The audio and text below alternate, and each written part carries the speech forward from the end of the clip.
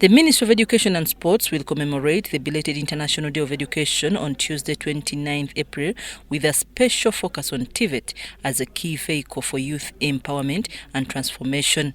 The celebration aims to raise awareness about the impact and potential of TVET in shaping Uganda's workforce. Minister Janet Museveni reaffirmed the government's belief that equipping young people with practical, hands-on skills is critical to achieving Uganda's transformation agenda. As a nation, we have localized this theme to focus on promoting an employer-led TVET system which is functional, effective, and efficient to meet the needs of the labor market. However, we must overcome the persistent societal bias that places vocational education below academic education. There is need, therefore, to promote TVET as one of the career paths that builds innovators, artisans, engineers, and entrepreneurs and drives national development from the grassroots. The Director of Education Standards at the Ministry of Education and Sports, Francis Atima, stated that the ministry aims to boost both awareness and enrollment in TVET programs across the country.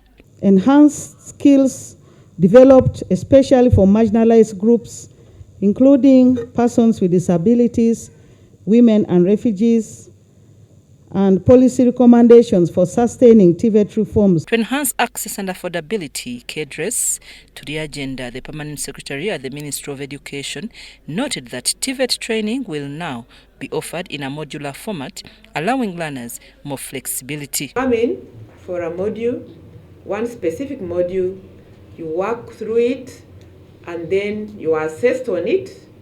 And if you do not have money for the continuous 2 years as we've been having or so, you go back to the world of work, you work.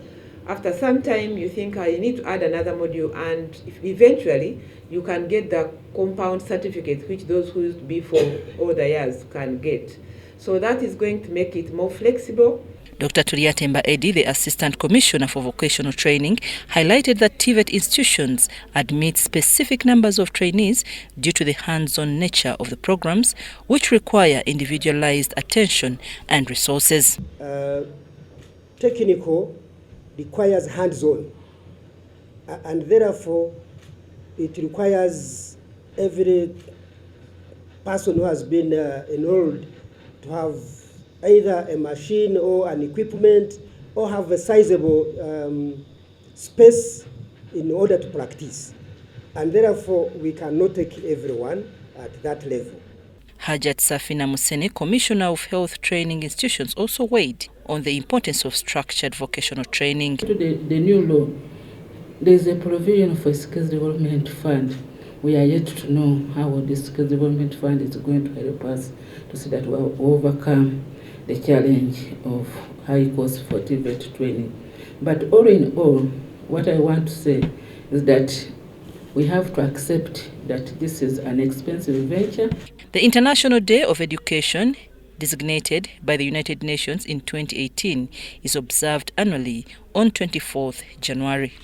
I'm Navka Farida and Abdunasir Wama in Kampala.